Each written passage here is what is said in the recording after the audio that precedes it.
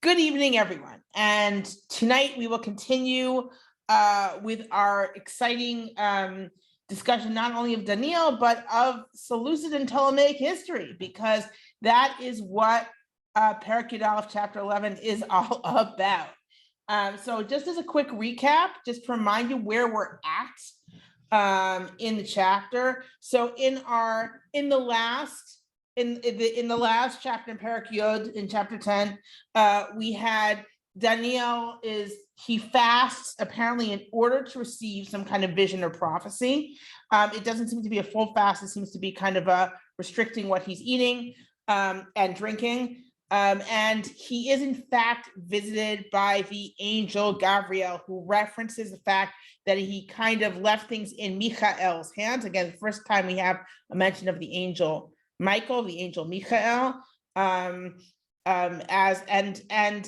Gabriel has kind of left the fray with the angel prince of who's in charge of Persia and kind of that nation. And again, this idea that each nation has its angel.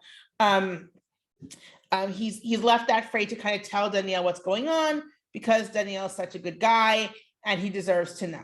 So he then gives him a prophecy, quote unquote, which is very, very detailed about what's going to happen after Alexander and all of the kind of fighting between the Ptolemaic and Seleucid, you could call them, let's say, empires or dominion kingdoms.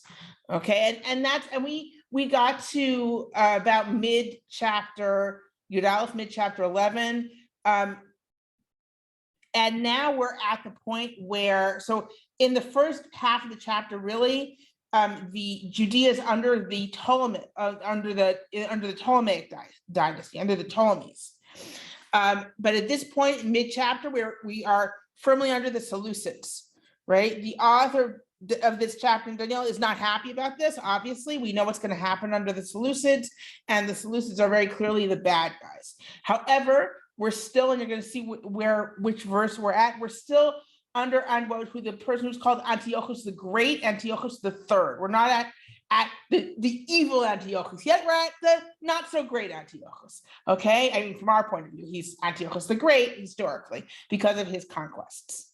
So I'm just gonna, because we're in case if there's any questions from last week, I'm gonna pause here for a second. Are there any questions before we dive in to our chapter? Now, I might, we'll see how it goes. Again, it's very, very detailed in terms of how it's talking about the various kind of machinations of the Seleucids, et cetera, and the different wars. So I'll give you a breakdown, and maybe at a certain point we'll decide to kind of skip ahead a little, but let's see how it goes. Okay.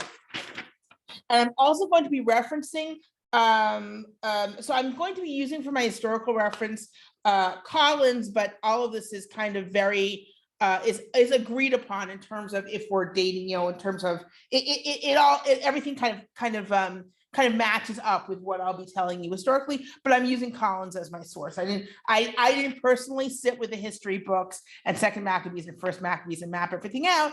I will, however, try and show you the relevant parts of First Maccabees and Second Maccabees when those parts come up. Okay. Do secular historians date these chapters of Daniel roughly to the time of the writing of the books of the Maccabees? No, that would be earlier than the books of the Maccabees in general. It would be because the idea is that it's not, he doesn't really know. This is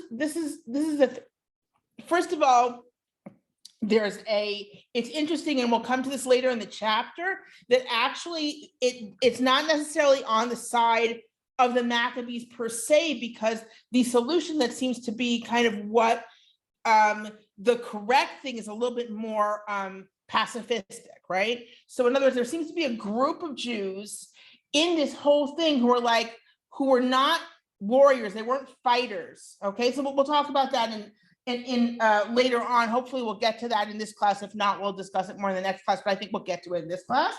And it doesn't seem, and so if you talk about First Maccabees is written at the end of, well into the beginning of the Hasmonean reign, of like, we're past the Maccabees, right? Judah the Maccabee is dead. The Maccabees are essentially, the original ones are dead, pretty much by the end of the book of First Maccabees. So First Maccabees is certainly later. Second Maccabees, if you talk about the original form before the prologue is put on, you're talking about something around, I believe it's 142 BCE. I think I have that right. Let me think. I think so.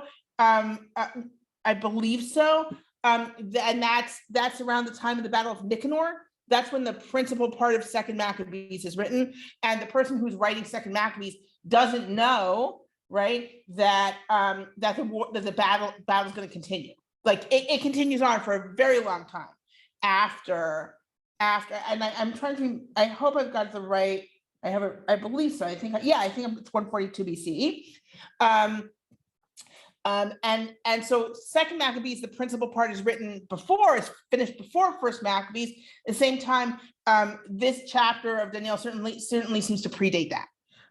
We're talking about when it seems to break down. In other words, this is actually a good intro to remind us of how academics date prophecies. Okay, they will frequently date a prophecy to when the prophecy starts being incorrect. So in other words, if you give them a chapter, you say, okay, this is the prophecy, the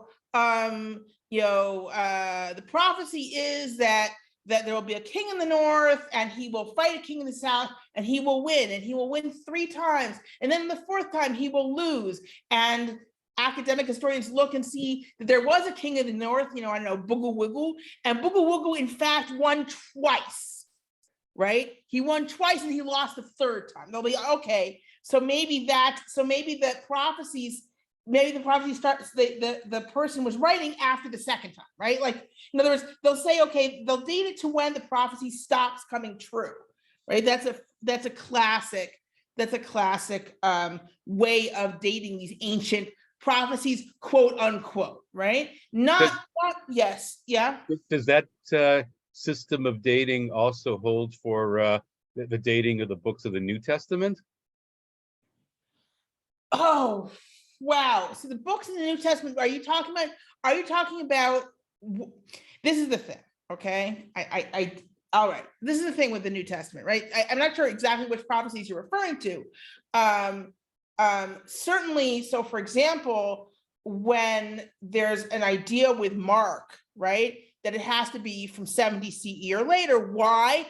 Because there's a thing saying that the temple is going to be destroyed, right? So in fact, academically, they say, okay, so it's dated from 70 CE or later. Now, you will absolutely see academic Christians who argue with this idea. They're like, he's saying one stone shall not stand on another. That wouldn't be so unusual for someone to say after, like, if he sees it's corrupt, like that wouldn't be, but in fact, like when you learn about the New Testament academically, you're like, and Mark, which is from 70 CE or later, like that's how you learn about it, right? Automatically. So that's exactly what I was thinking. I was thinking about that prophecy. Yeah, yes. So you will absolutely have academics who argue with that idea, but that was certainly when I learned New Testament academically, that was the way it was learn the Gospels. They present the Gospels. That's how it's presented. It's like, and Mark, which is the earliest gospel from 70 CE, right? Like that's how it's kind of just automatically presented. So yes. Again, academically. Now, of course, if you go into prophecies of the Hebrew Bible, it gets a little bit more complicated because some of the prophecies are clearly immediately don't come true. And it says, here is a prophecy, it didn't come true, right? Which is why some arguments say, okay, look, these are real prophecies because you have Yirmiyahu, Jeremiah, and you have Yechezkel, Ezekiel saying prophecies about other nations that immediately don't come true. And then the next prophecy says, and that one didn't come true, right? They're like, it didn't come true. This is why it didn't come true. We know, yeah, it didn't come true. So like there you have a clear situation where there's a prophecy and afterwards they have to kind of say, well, yeah, that did not come true. I'm sure that there's some who say, oh, that prophecy is still made up. Not made up in terms of the dating. I'm sure there's still going to be people who date those later.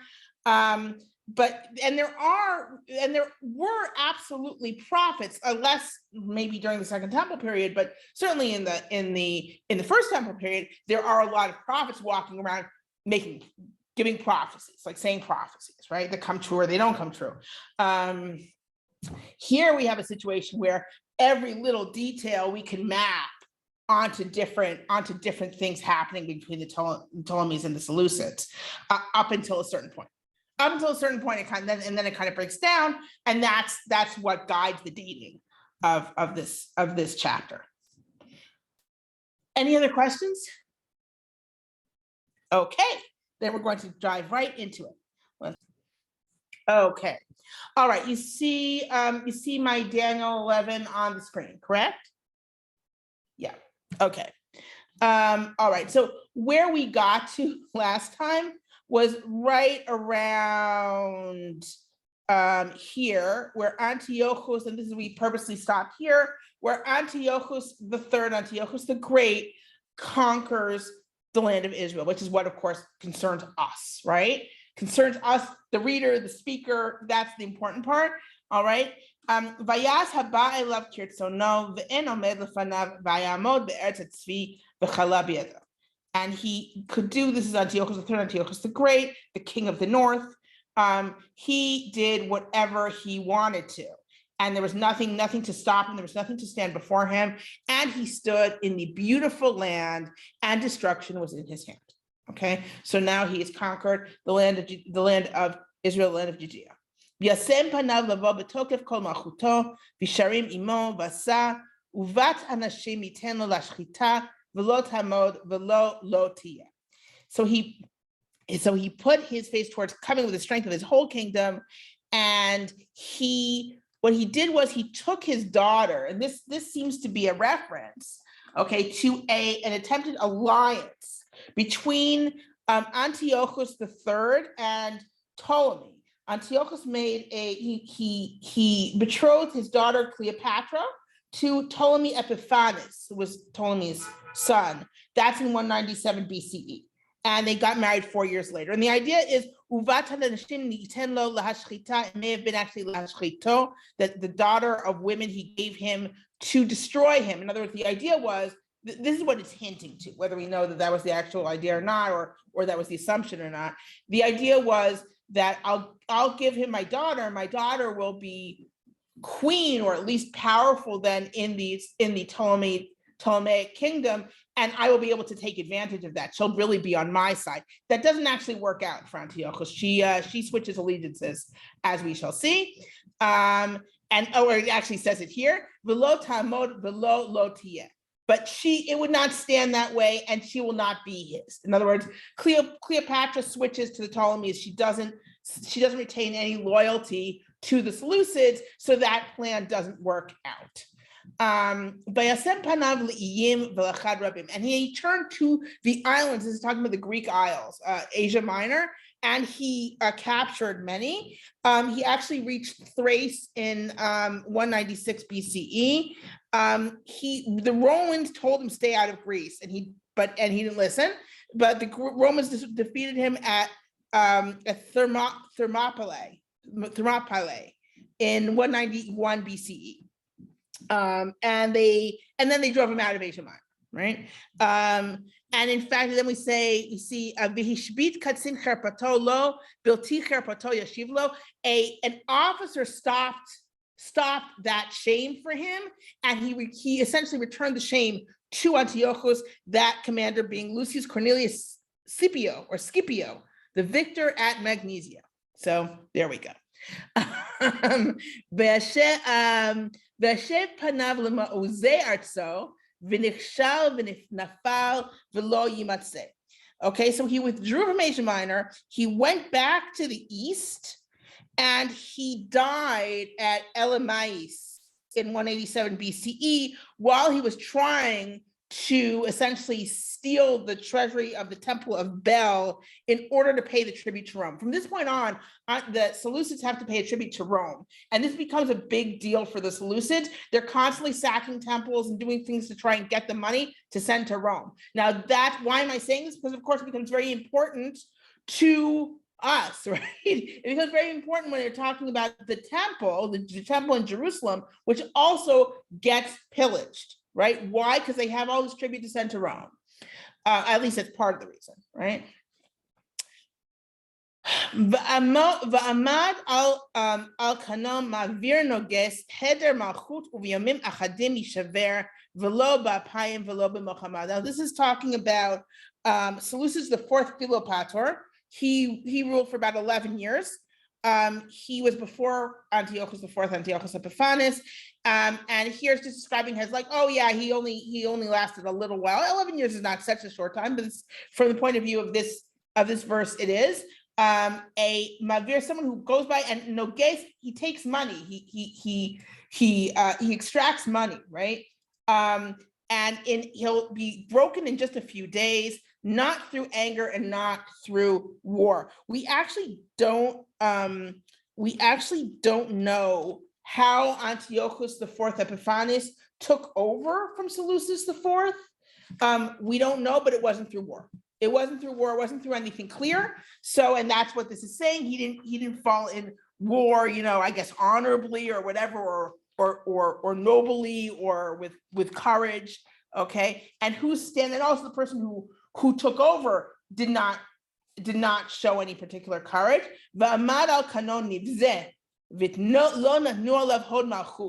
In his place, a contemptible person will stand, a contemptible thing almost, and the glory of kingship was not given to him. And he came in peace, and he grabbed the kingdom, where he took the kingdom through trickiness. Okay, the story with Antiochus IV, he had been in Rome as a hostage, but in 176 or 175 he was released in exchange for his nephew. Okay, and then he was in Athens when his nephew being Seleucus IV, he was in Athens when Seleucus was killed, and then he got an army and he went to Babylon. Okay. Uzroot השטף ישתפו מפניו וישברו וגם נגיד ברית. Okay, so the forces, it says the arms of the flood, the forces, Shetef is not necessarily flood as in a water flood. It's like just forces are going to be swept away in front of him, and they will be broken. And so will the prince or the leader of the covenant, that probably being Chonio III. We talked about this before, but even though it's a little weird, because Chonio III dies later.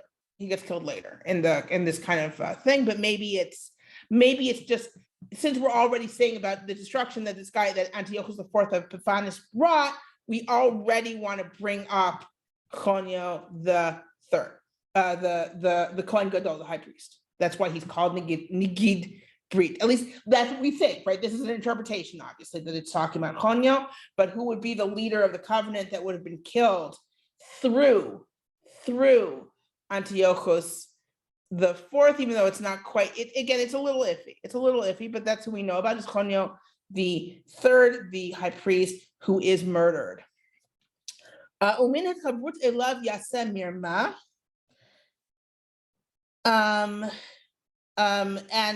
And from the alliance made with him, there will be kind of trickery done. There'll be a trick. And he will rise up and become strong with few people, with a little nation.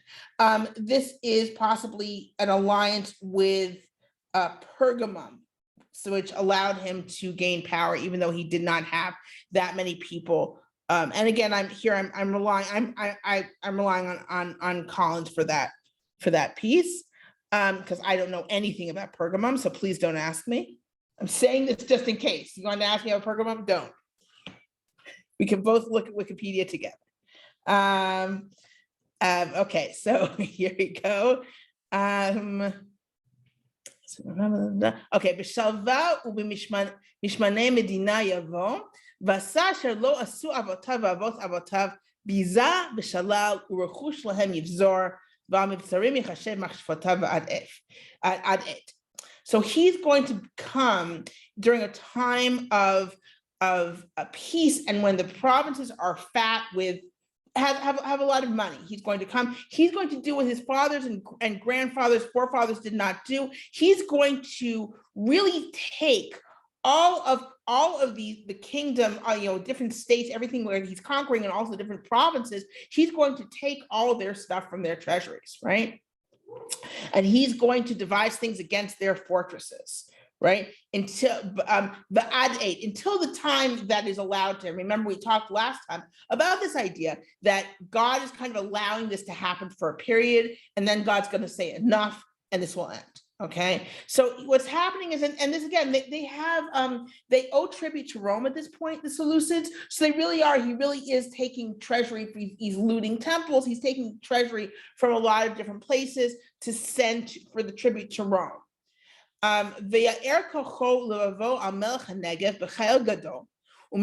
Okay, so now he is going to raise up his power and his heart, his intentions against the king of the south. King of the south being against, again, the Ptolemies, with a great army, a great force. Right? And the king of the south will get ready for war with a tremendously great force. But he, in fact, will not succeed because they will make plans against him. So here, there were at this point, the king, the actual king of the south of Egypt, etc., is Ptolemy the sixth Philometor. He's young. He's co-regent with his sister and his younger brother, and he actually fled after the battle. There is they blamed Euleus. There are two court officials, Euleus and Linnaeus, and those who write about this kind of incident blame Euleus, who was a eunuch in the court and a counselor. So there's a possibility that that's what it's talking about, is that he was kind of led astray by this counselor. There was some kind of some kind of trickery involved. Okay. Those that eat his bread are going to be the ones who break him, and his army will be swept away. Again, his own counselors from his own court, they're the ones who are going to betray him. And many dead will fall. And both of these kings, their hearts will be in the right place. Yeah.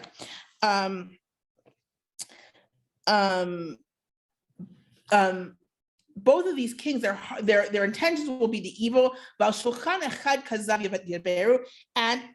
there are negotiations, right, between Philometor and Antiochus, right? So Antiochus, now Philometor is the son of Cleopatra, so he's actually Antiochus's nephew, right? And they're both negotiating, and Antiochus tricks him, right, and gets Egypt. So the two of them are so on this table, this essentially a negotiation table, they speak falsely, right? But it won't prosper. Why? Because there's going to be an end. There's an appointed end to this, to the kind of the rise of Antiochus. Ve'ashov artso b'rechush gadol. Ve'yachshav artso b'rechush gadol u'levavo al brit kodesh v'asa v'shav l'artso. So he returns to his land. He withdraws from Egypt. He besieged Alexandria in Egypt, and he wasn't able to take it. And then on the way, right, he goes and he takes the gold from the temple. He takes the treasury from the temple. All right, so let's take a look at that. All right, so in other words, here again, so he returned to his land with great wealth, and then he set his mind against the Holy Covenant, and he did it, and he returned to his land. So what are we talking about here? So if we look in First Maccabees, I believe it's 120. Let's take a look here. And Antiochus returned after conquering Egypt in the 143rd year and went up against Israel and went up against Jerusalem. Hierosolima here is Jerusalem, with a heavily armed host. And he entered the holy precinct with arrogance and took the golden altar and the lampstand for the light and all its utensils and the table of presentation and the libation bowls and the saucers and the golden censers and the veil and the crowns. And he stripped off all the gold ornamentation on the facade of the shrine. And he took the silver and the gold and the precious vessels, and he took the hidden treasures which he found. And taking everything, he left for his own land. Okay, so let's compare this. Let's go back to Daniel for a second and compare this. This is our reading now, First Maccabees. Okay, let's go back to Daniel and see you remember it was after the conquest of Egypt, and then he returned to his own land. This is what we have. He's going back from his conquest of Egypt, right? He's withdrawing with great property, and then he sets his mind against the Holy Covenant, and he did it, and he returned to his land. So actually pretty similar to the description we have there in First Maccabees. Lamoed Yeshuv Uva HaNegev, at the appointed time, he will return and come. And this is the second invasion of Egypt in 168 BCE. And then because whatever, he had to go back to try and reconquer it. Where were it? Okay, Velotia Karisho Navachachona. But it's not going to be the same as the former time. All right, he won't be able to conquer it the same way. Uval Botsiim Kitim V'nicha V'shav V'za'am Abrit Kodesh V'asa. Okay, so here the Kitim, and the question is, so in Qumran, when Kitim is used, it refers to the Romans. So in Daniel, this is very possibly also talking about the Romans. Even though the name Kitim is from Kitium in Cyprus. So what happens is, so he came, so he was besieging Alexandria, okay, and the Romans confront him and told him, you better leave Egypt, okay. So so then what he does, so he has to withdraw. So he withdrew and he got angry essentially at the Holy Covenant. In other words, on the way back, remember that Israel is right between Egypt and the north and the east. So whenever Antiochus is withdrawing from Egypt, he's going through Israel, right? He's going through Judea, right? So if he has to withdraw from Egypt, he might as well make a stop along the way and loot the temple, right? And that's what it's describing here once again, okay? It's when we have it in first here again, if we look at First Maccabees here, so we have another reference to 2 years later, right? 2 years later, the king sent a chief revenue agent to the cities of Yehudah, and he came to Jerusalem with a heavily armed host, and he spoke peaceful words to them with deceit, and they trusted him, but he fell upon the city suddenly and struck it a great blow, and he destroyed many people from Israel. And he took the spoils of the city and burned it with fire and tore down its houses and walls around it. And they took the women and the children captive and took possession of the livestock. And they reconstructed the city of David with a large and fortified wall with fortified towers, and it became a citadel for them. And they stationed a sinful nation there. Okay, so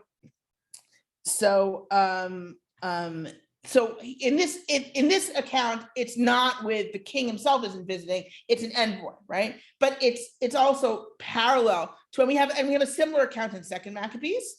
All right. So he says, so then after he's withdrawing from Egypt the second time, he goes and again he's angry about and he attacks the Holy Covenant. And he essentially and he goes and he regards for those who leave the Holy Covenant. Now this may be a reference.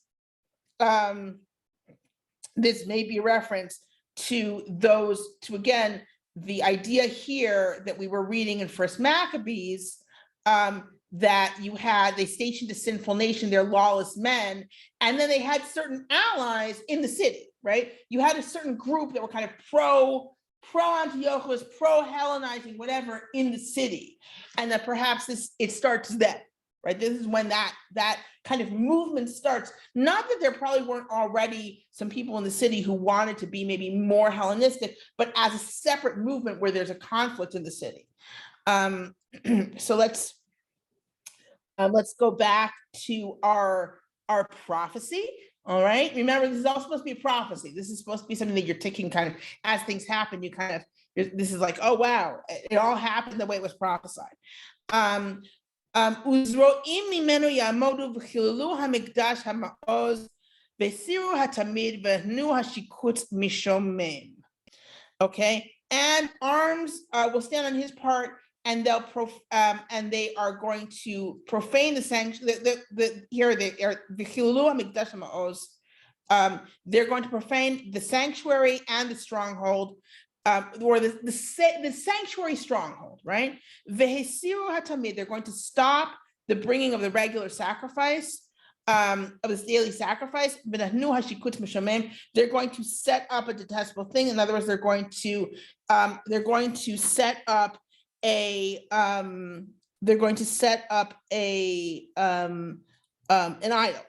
Okay, so again, if we go back, I think we'll have this in.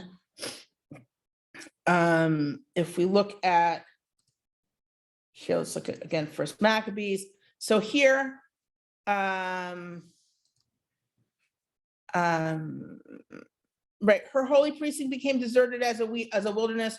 Her feasts were turned to mourning, her Sabbaths to disgrace, her honor to scorn. Her dishonor was multiplied to equal her former glory, and her exaltation was turned to mourning. Right, and here we have the decrees, and the king wrote to all his kingdom for all to be as one people, and for each to abandon his own precepts. All the nations complied with the dictum of the king, and many also from Israel approved of his service and sacrificed to idols and profaned the Shabbat. Right, and here we have, and to withhold whole burnt offerings and sacrifice and libation from the holy precinct, and to profane Sabbaths and feasts, and to defile holy precinct and holy ones, to build altars and sacred precincts and houses to idols, and to sacrifice swine and common animals, and to leave their sons uncircumcised, to make their souls abominable in every unclean and profane thing, so as to forget the law and to change all the statutes. And whoever would not abide by the command of the king would die. Now, I would like to remind you, for just a moment, that we have. So I was just reading about First Maccabees. Of course, Second Maccabees also talks about, obviously the decrees, etc., at length. What's interesting, First Maccabees simply presented as, of course, this is what this horrible foreign king did. Second Maccabees kind of gives you a rundown of all the back and forth that happened internally, and kind of this that ended with Antiochus getting involved to the extent beyond. Now, again, there's already this idea that he's looting the temple, right? Because he doesn't care and he needs the money. Right, so that's regardless. But in the setup of Second Maccabees, it looks like there's a back and forth happening internally, where you have certain people who are going and buying the high priesthood, and then coming back and setting up their own kind of kingdom. And then there's Jason comes and attacks, and it's possible that from Antiochus' point of view, everything is chaos in Jerusalem, and he's like, okay, that's enough. If these laws, because what was happening was where you'd have like the Hellenizers, and then other people other people in Jerusalem would kind of rebel against them. There was fighting happening, and Antiochus possibly interpreted this as, okay, if that's what these Jewish following Jewish law is doing, then no more Jewish law, and I'm putting, and it's not. I don't think that's it. I don't think that's the whole thing, but it's a different picture that you get from Second Maccabees, partly because Second Maccabees is writing from a point of view of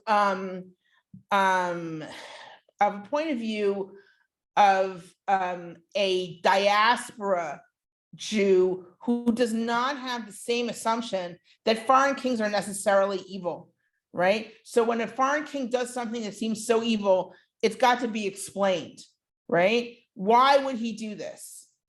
And so you have a whole long explanation about what's happening before Antiochus makes his decrees. So again, here if we have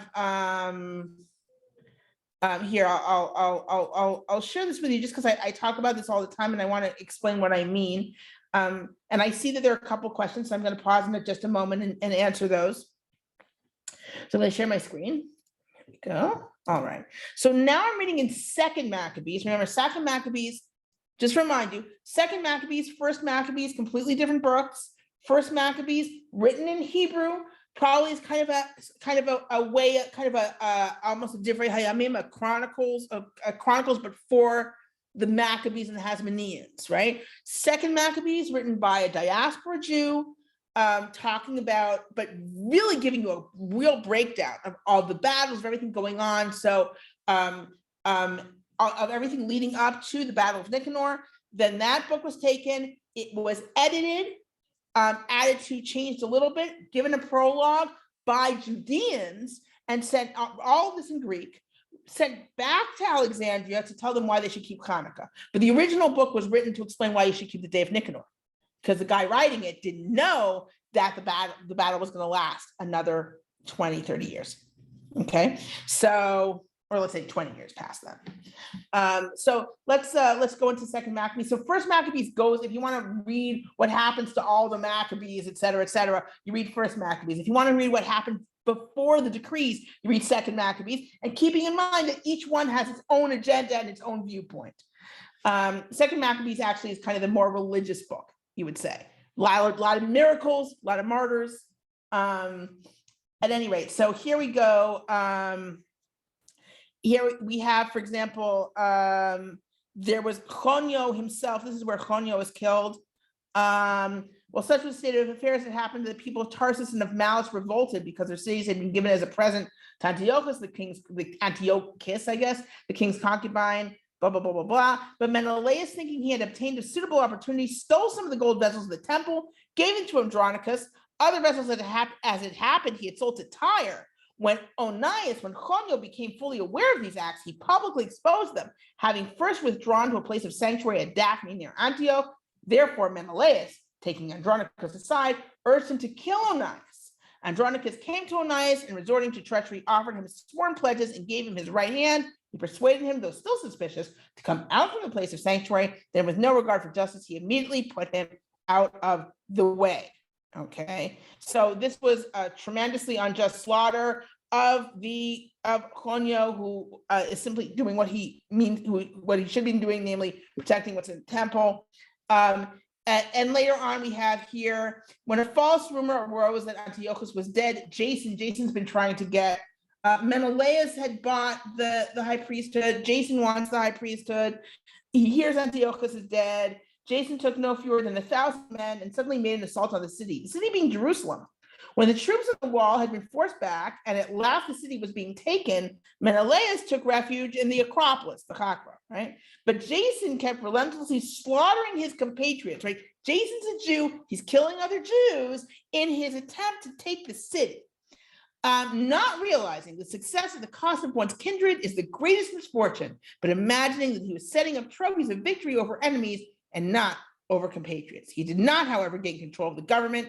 In the end, he got only disgrace for his conspiracy and fled again into the Ammonites. Finally, he met a miserable end. Everyone in Second Maccabees dies like they should. I shouldn't say that. It's realistic, right? But it's like, it tells you, it gives you the lesson. It doesn't let you guess, right? Right? He deserved death. He got death. Blah, blah, blah, pursued by everyone, hated as a rebel against the laws, and abhorred as the executioner of his country and his compatriots. He was cast ashore in Egypt. He died in exile. Okay. It actually isn't, okay, so he died in exile. He who had cast out many to lie unburied had no one to mourn for him. He had no funeral of any sort and no place in his ancestral tomb. Like, just to spell it out, he got what he did. All right. When news of what had happened reached the king, he took it to mean that Judea was in revolt. Why? Because Menelaus at that point is the appointee of the king. Jason's trying to take the city, right, with people fighting. and fighting against the city. Antiochus is like, they're rebelling. So he leaves Egypt, he takes the city by force, and he commands his soldiers to cut down relentlessly everyone they met and to kill those who went into their houses. He massacres everyone, right? And then, and at this point, like, obviously, Second Maccabees is not defending Antiochus. Antiochus is horrible, right? He goes into the most holy temple of all the world, guided by Menelaus, who had become a traitor both to the laws and to his country. Remember, Menelaus at this point is the appointed high priest, taking the sacred vessels with his polluted hands and pulling down with profane hands the votive offerings that other kings had made to enhance the glory and honor of the place. Okay, he's all happy that he's doing this, right? And so he takes all this stuff, and then he left governors to oppress the people. So after this, at this point, this is when everything and then it says, and not long after this, the king sent an Athenian senator to compel the Judeans to forsake their ancestral laws and no longer to live by the laws of God. Also to pollute the shrine in Jerusalem and to call it the shrine of Olympian Zeus, and to call the one on Gerizim the shrine of Zeus, the friend of strangers. The one on Gerizim, of course, being the Samaritan temple, the Shomroni temple on the mountain of Gerizim, as the people who lived in that place had petitioned, right? And of course, it was horrible, horrible, horrible. What leads up to this is this kind of false idea that Jerusalem is rebelling, when in fact what is happening is that there's internal, there's this corruption by specific people who want to take the city. Okay, I see there are some questions. So I'm going to answer those before we dive back into our chapter. Okay. Yes, so Danny notes that although the use of the term tzvi to mean beauty and glory is found in a number of different places in the prophets, the term Eretz tzvi, the beautiful land, is unique to this chapter of Daniel. Yes, but isn't it beautiful? Isn't it a beautiful phrase, Eretz tzvi? Like it's yes. Absolutely beautiful. Yeah. The beauty of a concordance is it lets you see these linguistic patterns. The earliest mention of tzvi as beauty and glory is the famous line in Kinat David in Perek Aleph of Shmuel Bet, which is Hatzvi Israel al babotai chalal ech naflu giborim. Subsequently, the term is found only in Nevi'im Achronim, Yeshayahu, Yirmiyahu, and Yechezkel, and one other place in Daniel. And this is the only chapter where you have the mention of Eretz Tzvi. Yes, thank you. Yeah. No, it's a great phrase. I love like the whole idea of this beautiful land, like that being we don't have to say anymore. The beautiful land, and everyone knows what it is. Yeah. Yes. Yeah, the passage that you read just before from Maccabees about where it says what they did to the Samaritan temple on Har Gerizim. Yeah. So that's trying to say they did this to the temple in Jerusalem, and they also did a similar thing to the temple on Har Gerizim. Even though it hints that the people in Har Gerizim kind of agreed to it, it's not super clear, right? Depends how you read it. So if you look, is there a question, or do you want to just see it? The question is this: doesn't that seem to, I don't know, like imply a certain identification with or legitimation of the temple in Har Gerizim? Well, okay, so it isn't clear because I'll read you the line again, okay? And to call the one on Gerizim the shrine of Zeus, the friend of strangers, as the people who lived in that place had petitioned, as if the people from Har Gerizim had actually asked for their temple to be called a Zeus temple, right? So that actually is almost a dig, right? Not almost a dig, if that's the way we're reading it. Yeah. It is a tremendous dig, right? Yeah, that's more what I would expect because of the enmity that existed between the Hasmoneans and the Samaritans. I mean, so yes. So it seems to imply that the guys at Har Gerizim and Mount Gerizim actually wanted their temple designated to Zeus. They petitioned for it, which is like, wow, right? And it was, and you could say that it was powerful. Well, it seems to be. I'll just share my screen because we're going to anyway jump back into verses. Is it known if there's any historical accuracy to that? Were there Samaritans who wanted a temple to Zeus on Har Gerizim? I mean, it's hard for me to believe that Samaritans would want a temple to Zeus and Hercules, like voluntarily. You could say maybe they didn't resist it as much. I don't know. I don't think we have any more. I mean, I'm sure that maybe some. I'm not sure if Samaritans have something, have a recorded history that would go back that far, but we have to rely on these books, right? And they've got a clear agenda, right? So I believe there's a reference to it also in rabbinic tradition, but again, that doesn't help us much. I would find it hard to believe personally. I would find it hard to believe that they would actually want that, right? I don't think in general any group with a religion and a religious belief would want to convert that to a different thing. Whether the extent to which they would resist it is a different question. That's a different question. All right, so where were we? Right, so we're talking about the different accounts we have in Second Maccabees and First Maccabees. Not super contradictory, but simply a different view, where Second Maccabees gives you kind of this background of all this internal fighting and actual fighting with armies, particularly from a couple of really corrupt people who want to be the high priest of and thereby kind of be in control of the money, and Antiochus seeing that as a rebellion and stepping in. Okay, and then afterwards, not right afterwards, but like a next step is after he just kind of essentially really wreaks havoc on Jerusalem. After that, there's a step against actually keeping the laws, keeping the sacrifices. He puts in idols there. So let's go back to our text. Oh, we are out of time. What should I do? Okay, guys, we're gonna go at least a little bit back into the text. We'll see what we do now. Okay, guys. Let us get to some kind of conclusion. All right. So, okay.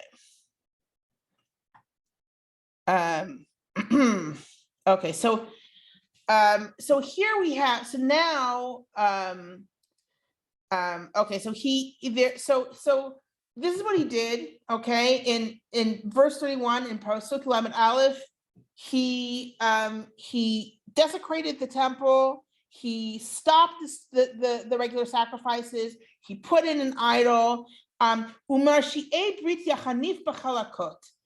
he essentially kind of complimented and buttered up those people who were going against the covenant. In other words, the Jews who were not keeping the law. Right, he kind of in a slippery way kind of buttered them up. But the people who knew their God, they kept it, and they did. They kept doing the commandments, right? They kept doing what God wanted. And those who were the wise, the learned of the nation, they would explain things to the multitudes. But it's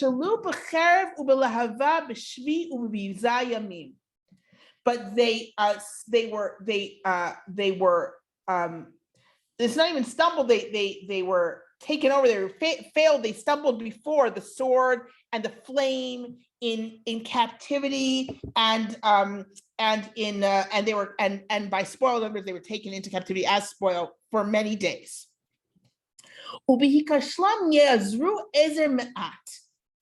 Right, and when they stumbled, they had a little bit of help. That little bit of help seems to be the Maccabees. That's because that's so here. This is a very different setup. Who are we concentrating on here? Not the fighters. We're not concentrating on the Maccabees who are fighting. We are concentrating on the people who we're keeping this, and they're telling everyone else to keep it. They're teaching everyone else. They're the spiritual leaders. These spiritual leaders are dying. They're being killed. They're being captured, right? And when and they're getting a little bit of help. Okay. Now I'm not sure it's a little bit of help. It could be And this is a very strange verse. We're going to talk about it in a bit.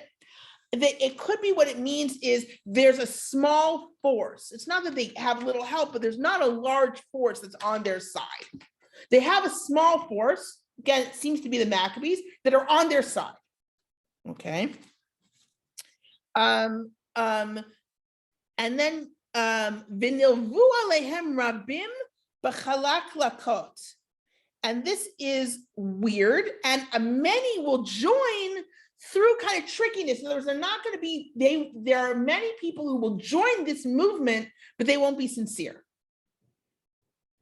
Umin hamaskilim yikashlu l'srof bahem u'levarer bilalben ad ed ketz ki od lamoed. And from those kind of wise, educated people, they'll be stumbled in order to refine them. L'tzrof bahem is like the way you refine like silver, right? And to purify them and to make white until the end of this period, because there is a time appointed when this will end. Now, does this mean that they're going to stumble? In other words, they're going to go bad, or are they going to stumble that they're going to die? I would say probably that they're going to die. In other words, I would say many of these people who are the leaders, the spiritual leaders, they're knowledgeable, they're studious, they're teaching people to do right, to do the commandments and to do the right thing. Many of them will be killed. Now, I wonder, I would connect this actually to the martyrdoms in Second Maccabees. In Second Maccabees, there are many stories, or there are several prominent stories of martyrs.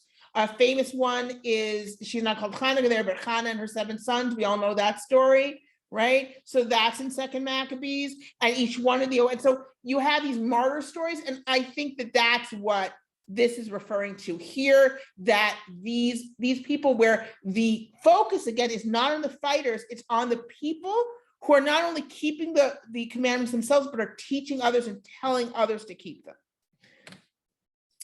them. V'asachir tzono hamelech v'yitromem v'yitgadel al kol el v'al el elim yidaber neflaot v'yitzliach ad kalat za'am ki nechratza nesata. And the king, meanwhile, is going to do whatever he wants. He's going to get, a higher and greater over every god and over the God of gods, as it were. And he's going to speak, or I should say, so he's going to be raised up over every god, and he will speak kind of, kind of boastfully against the God of gods.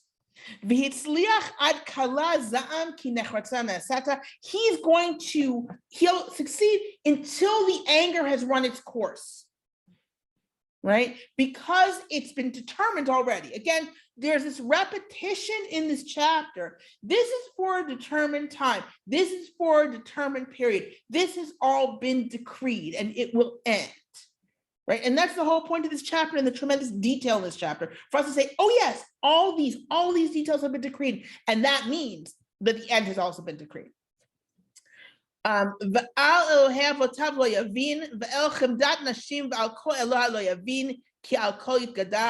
And here we don't have any particular, we don't have anything to kind of tie it to historically. He's not going to understand or care about the God of his fathers. He's not going to care about the desire of women, any God, because he's going to be greater than everything. It seems like, all right, he just doesn't care about anything. Like he doesn't care about the gods. He doesn't care about women. He just cares about his own power. That's what it sounds like. Again,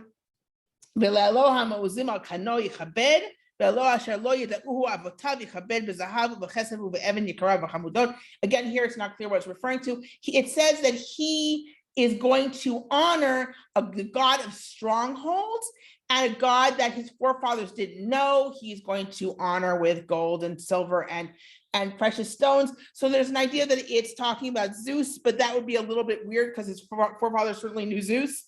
It's not quite clear what this is referring to, particularly.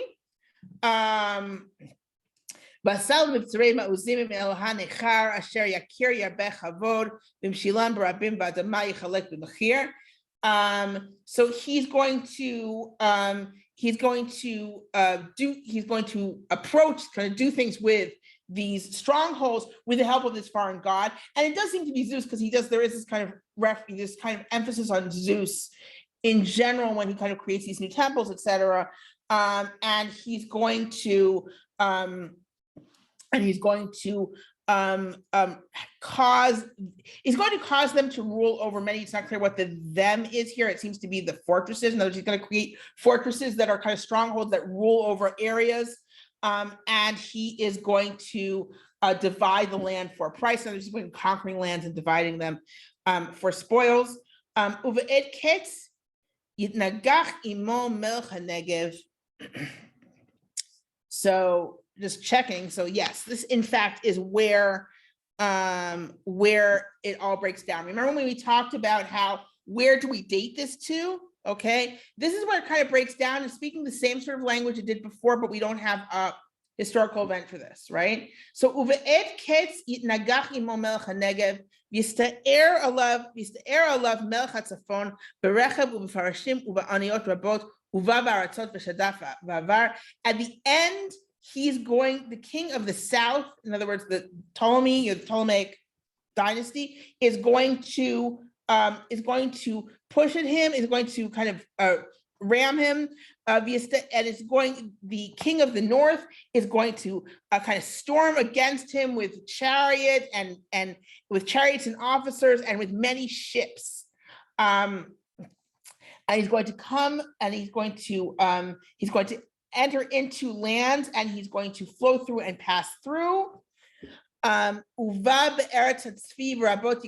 there's no, this is where, in general, if you're talking about an academic study of Daniel, this is where we pass from what the guy knew and where we're going into something that's not coming true anymore, right? So up till this point, we could connect. Right, we could connect. This is what happened. This is what happened in Judea. This is what happened in relations between Antiochus and whichever of the Ptolemies he's dealing with. At this point, we don't have a battle for this, right? We don't have this situation where one of the Ptolemaic is going up against Antiochus at this point, and there's a big battle between them. Okay. And we're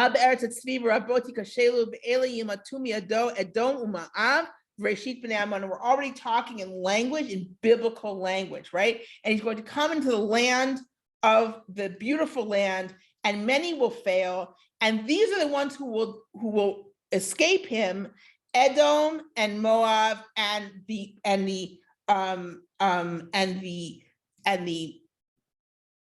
main people, somehow the beginning, whatever that means, of the children of Ammon. Okay, so here we have Edom, Moab, Ammon. These are the nations that are being mentioned as they're on the one hand biblical nations, on the other hand you can connect them to nations of the time, and he's like, these are the ones that are going to escape. Now, in First Maccabees 5, it talks about Judah the Maccabee, attacking the Edomites and the Ammonites. So it doesn't make sense that Antiochus would attack them.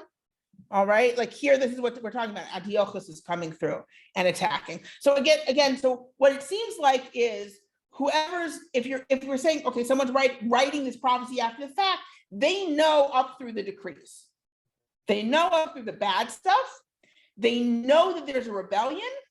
They know that the people who are in charge of the spiritual movement are dying and being captured, right? And the prediction is of some kind of cataclysmic battle, right? That's going to bring us to the end, right?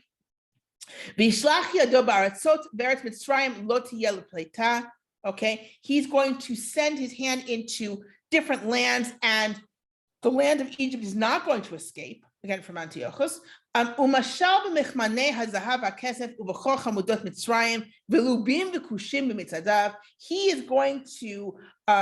going to have rule over these treasuries of gold and silver and all of the the precious things of Egypt. Egypt actually had a lot, was known for gold. Egypt had a lot of gold. And over the Libyans and the Nubites. Remember that Nubia is south of Egypt, right? In his kind of marching in his steps. Yivahaluhu b'mizrach u'mitzafon v'yatza b'chema gdola lashmid u'lachrim rabim. But he's going to hear from the east and the north, and he's going to go with fury to destroy them. Something similar happens to Sancherib when he's going against Jerusalem, is that he's distracted and he goes elsewhere instead of conquering Jerusalem. Of course, we have a miraculous account of why Jerusalem isn't taken, and then there's the historical account of why Jerusalem isn't taken. But Sancherib is kind of called away.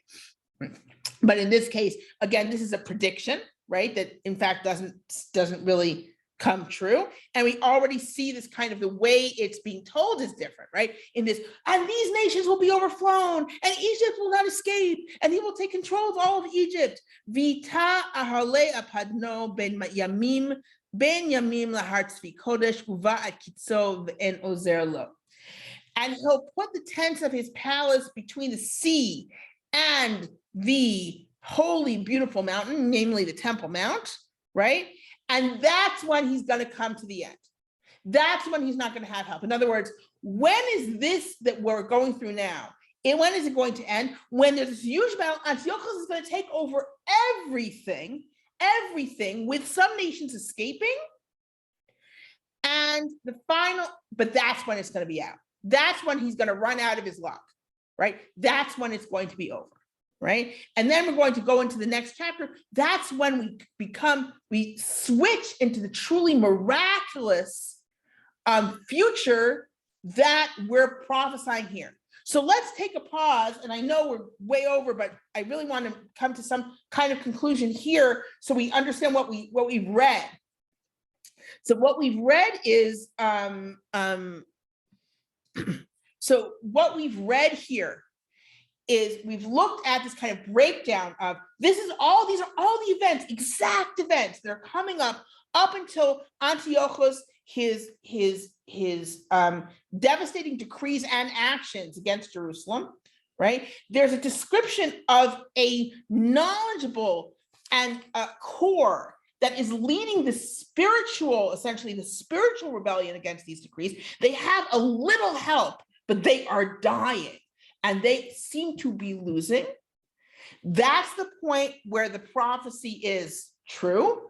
And then we're like, so it seems to be that this chapter is written from within this decree where it looks like they're gonna lose. That's what's being described. What's being described is losing.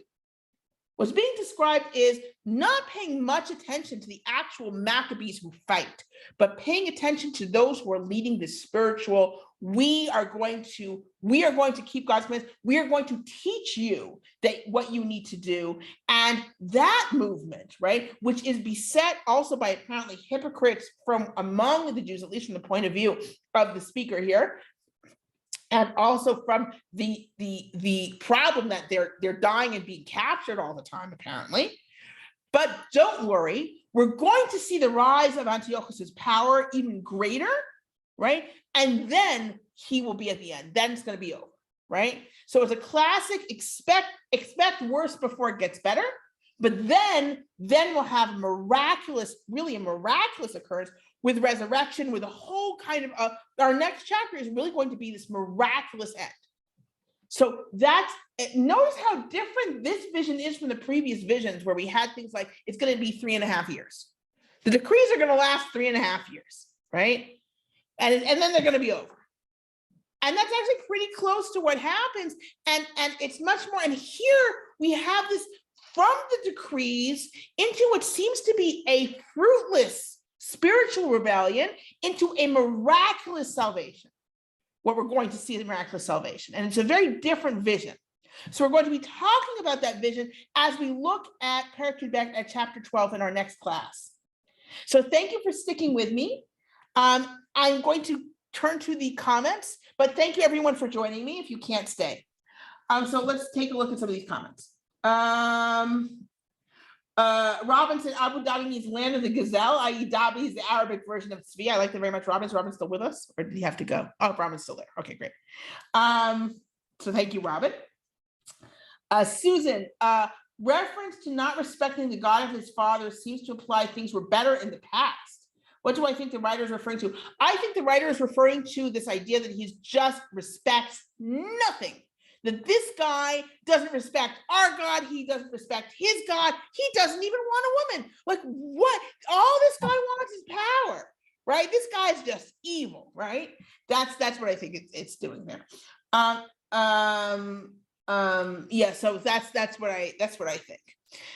So thank you, everyone. Please join me next week as we finish the last chapter of the book, and we're going to be discussing. So in our next class, we're going to be talking about this miraculous kind of end of what seems to be this very very difficult vision, and also we're going to be talking about resurrection and that idea in kind of Bible second temple period. And we're going to, if we have time in the next class, we'll kind of have an over, probably not actually. I think in our next class, that's what we're going to be talking about. We'll have and a little bit of a summary of the book, but we're going to be going next to a couple of in the class following that, we'll be looking at a couple of external stories of Daniel that we have in the Septuagint. Bell and the Dragon and oh, thank you, Colin, my pleasure. Bell and the Dragon and Susanna. And then we're going to have a class that looks back at the whole book, right? When I always do a concluding class. Okay, guys, thank you so much for sticking with me. And I'm looking forward to seeing you next week.